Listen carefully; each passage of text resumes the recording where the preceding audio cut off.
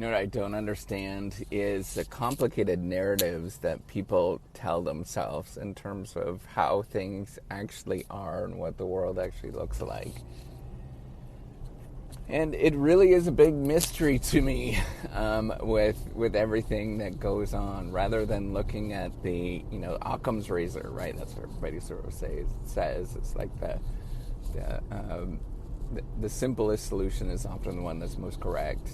And I just gotta tell you, if you're looking if there's sort of like this sort of complicated dream world, I guess, that people sort of make up around them, you gotta sort of stop deluding yourself and just look at the reality of what things are. And reality is that there's a lot of things in this world that are not fair.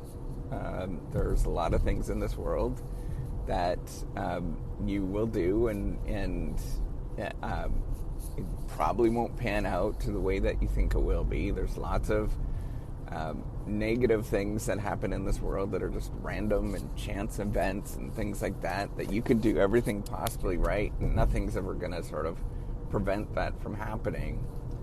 But we construe these sort of romantic, interesting narratives, and it seems like during the last few years there's been some increased romantic narratives in this world. And I'm going to tell you straight out, COVID-19 is real. Mitigation efforts for COVID-19 actually do work. We've sort of seen these things. The scientific sort of collective infrastructure, institutions, all that kind of stuff, they're legitimate. We don't know everything, but they're better than the alternative. Really simple things. But we have to, take a step back and sort of think about the sort of narratives that people are sort of telling themselves and say, hey, these are real, legit narratives that people are saying and people are sort of constructing in their heads. And we can't say they are, invalid and, all of those kind of things, because they are real to those folks, right? It's like believing in flat Earth. They're real to those people. And there's not much that you can do to change those beliefs and all those kind of things, because that's exactly what they believe. But what you can do is continue to march along, looking at what is valid, reliable knowledge, and continue to stay strong as we sort of go about testing these things, looking at them. I know that, hey, you do the best that you can do on a daily basis, and all you can do is be part of trying to do the best thing, trying to reiterate a lot of what we know and continuing to do those things. And ultimately it's those other folks that are sort of going in those directions and believing in those directions. That's their narrative that they want to believe and be part of, and that's okay for them. But we need to take a step back and think about what is the bigger picture here and where we're going as society, and thinking about like how do we ultimately provide the most benefit. And we do our best.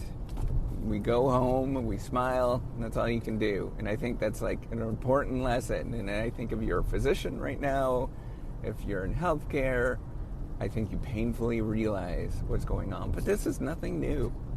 Nothing new with this, right? Like, people are going to delude themselves with, if you're a physician, for example, people for the last 100 years have been, the last 50, we've known that smoking is bad for you. And people still come in smoking. We know that being overweight, at least in the last 30 years or 40 years, it's not great for you. and yet people still sort of maintain that, and there's all sorts of reasons why that is. And then they sort of construct narratives in their heads of what that means to them, and that is okay. But you have to take a step back and think about, this is, you have to try to objectively see the world as it is and sort of say, this is what the world is. And rather than getting upset with, where it should be and what it should look like. And it's easy to do that. I get fooled all the time in thinking about, this is what the world should be. But it's not. This is what the world is, and we have to live with it. I wish we can do more, and I wish that there could be a lot more done, but it's not going to change.